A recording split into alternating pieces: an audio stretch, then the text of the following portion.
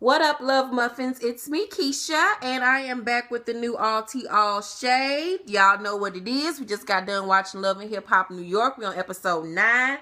I give tonight's episode it was quite good. It made my head hurt quite a few times. These bitches tried my edges. They gone, so I had to put the scarf on over her looking like Cicely Tyson and shit. But let's get into tonight's episode. But first, I have some behind the scenes tea.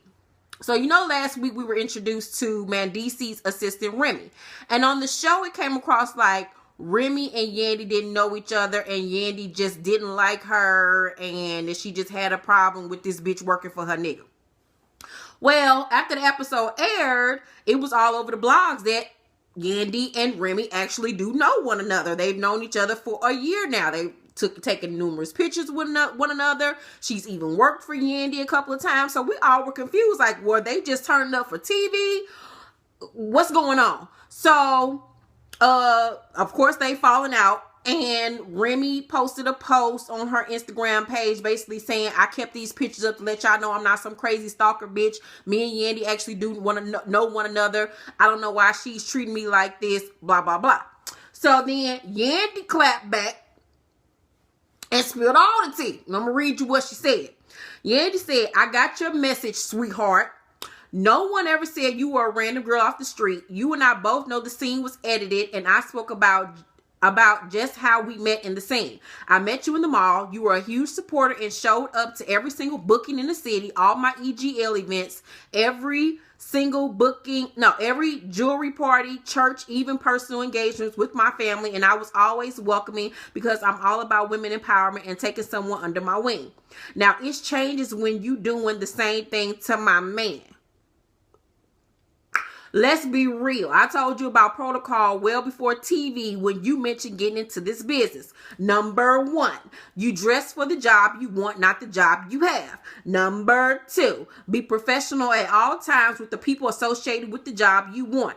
Number 3, educate yourself and keep people around you smarter than you so you can learn. Never was attach yourself to someone's man and show up to all his events, part of the mentorship advice. Still, I'll let that slide. You got the job by lying to him and telling him you worked for EGL, one of the companies I own. Instead of hitting me up, you DM'd him and told him you worked for me. Fail. You then got inappropriate and tried to lock arms with him walking out the club while taking a bunch of sneak selfie pics. That's when you lost your damn mind and had to get told about yourself. Inappropriate at best. I was shocked to see you walk in with my same outfit as I, again, was about to have a mentorship conversation with you. That weirdo-ish honey. I gave you a bunch of chances because I always want to see a young girl win. But, honey, you have been chopped. To my Insta followers, love y'all, but if you know anything about me, I don't play with my family and I don't play with my hubby. Not insecure at all, just not for the games.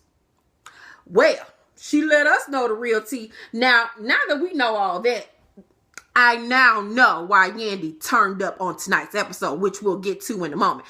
But before we get to that part, let's get into one of the things that stuck out to me in the beginning. So Peter called himself getting mad at Amina because she snitched and cock-blocked on this nigga to Tara about him fucking all these other hoes before he even got with her. And then decided he wanted to turn up and threaten to be single and start packing his clothes. This nigga didn't even have a fucking luggage bag. He didn't even have them little rollaway joints that you can get from Walmart for like $20. This nigga started packing them whack-ass clothes of his in some fucking hefty trash bags.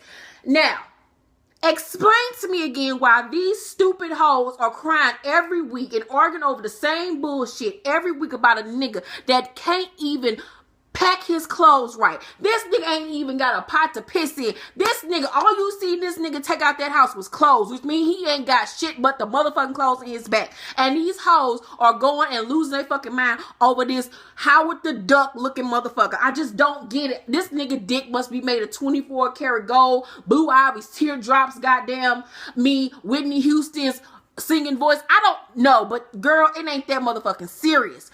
Then we were introduced to Erica Mina's mama. I think she's been on here once before, and I might have talked about her.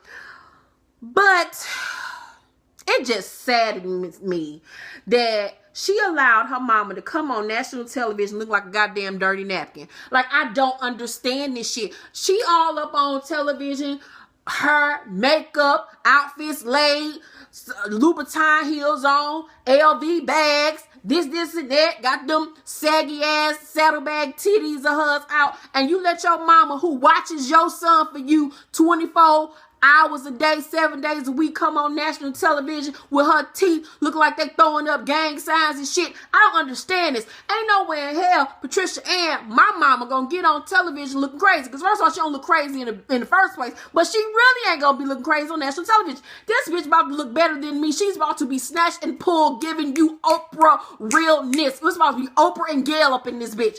You reality TV hoes is trying it with y'all mamas on her looking like Throwback Thursday pictures and shit. I don't like that shit. That's some bullshit. Then, my eyes still have not recuperated from this shit. I still think I'm blind. I think I'm giving some Stevie Wonder vibes, some Ray Charles shit right about now. Why in the fuck did Mona Scott think that it was appropriate, that it was fair to show Chrissy ass posing for a men's magazine? Like, we wanted to see that shit.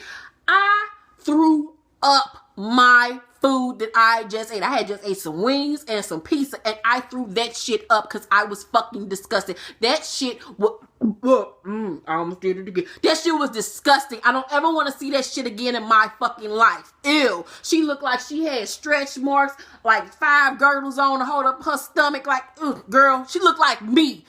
And I ain't about to be posing for no damn men's magazine.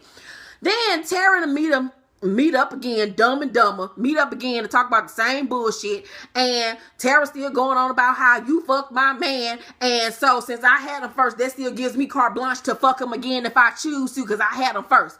Why in the fuck do you want to continue to fuck this nigga? He has dirty feet. He has nothing. I don't even think this nigga can apply for food stamps. Like, he is so broke and whack. It doesn't even make any sense to me that this is like how women just have such low self-esteem. Like, they just fight over dick. I know it's a shortage, but goddamn, it ain't that much of a shortage. I'm gonna be fighting over that dick of all dicks in the world to fight over. Like, oh my God.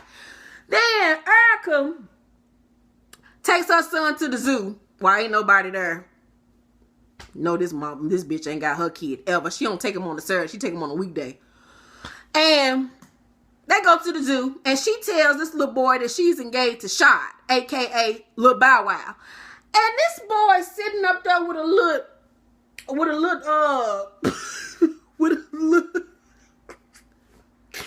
stuffed animal, and he all like, huh? What, bitch? What? And she like, what's wrong, Poppy? Tell mommy what's wrong. Tell Erica what's wrong. Tell mommy, you know you can talk to me. And the little boy sitting there, he like, I just don't know. I don't even have the words to say it. I can't even express it. Cause this child is sitting there thinking, wasn't this bitch just licking pussy last week? What? Wait a minute now, Jesus. What? Now, wait a minute. Blue Ivy. Northwest, the devil is a lie. Mama, wasn't you just sucking titties last week? How the fuck is you engaged to a nigga this week? What the fuck is going on here? And I know this child is just as confused as we are. This little boy ain't even met Bow Wow. Him and Bow Wow probably wear the same clothes and the same size shoes and still probably piss in the bed at the same time at the night.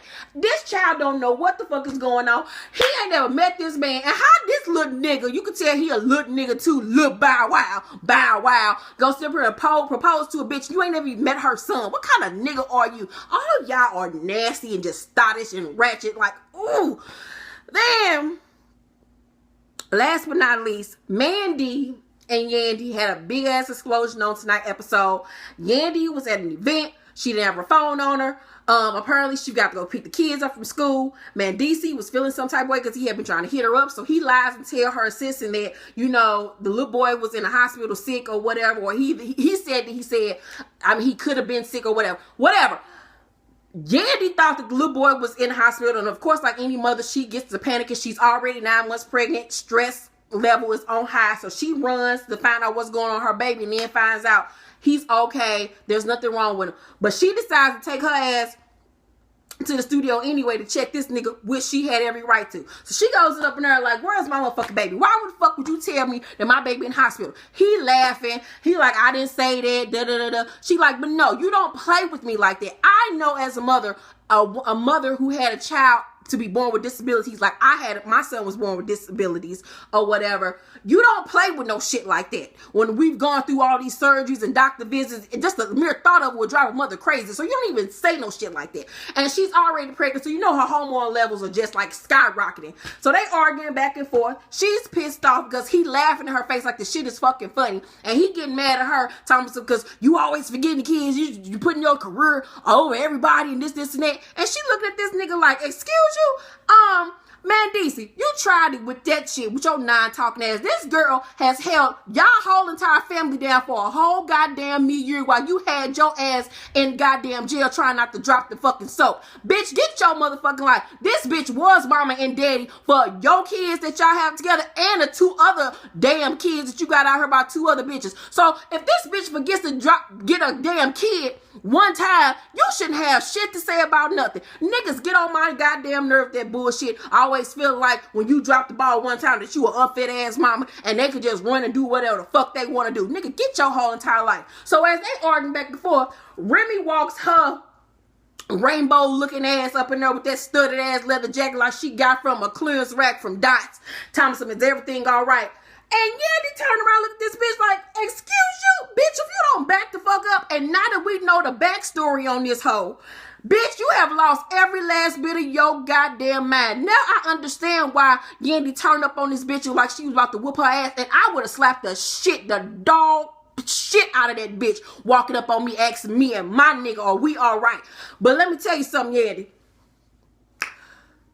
It's some funny business going on between them two. She done fucked your man, cause she don't even pay no attention to you no more. She sideswiped. She was like, are you okay, babe? Like, what's, and he up there laughing and shit. I don't trust it. I don't trust it at all. You better watch them 2 motherfuckers while the wedding is still coming up, bitch. You still got time to run. Both of their asses need they motherfucking ass beat. And you should have whooped they goddamn asses, cause they fucking deserved it. I want to beat Mandy ass for you. And that old Remy, her wearing bitch, whatever the fuck. I don't like neither one of their ass. They done pissed me the fuck off like he my nigga. Whew. That was my review. My head hurt. I look like a slave. I'm over here working on this goddamn book. Paper Heart, my next novel, will be out soon, sooner than you think. I'm over here working my ass off, slaving like a goddamn dog, looking like Alfred Woodard and shit. I love y'all. Y'all have a good night. See you tomorrow night when we tweet live and on I talk live on Facebook about being Mary Jane. Also on Wednesday, you know, got to turn off for Empire. And oh damn, Scandal ain't coming on this Thursday. Fuck you, Shonda Rhimes. Love you guys. Bye.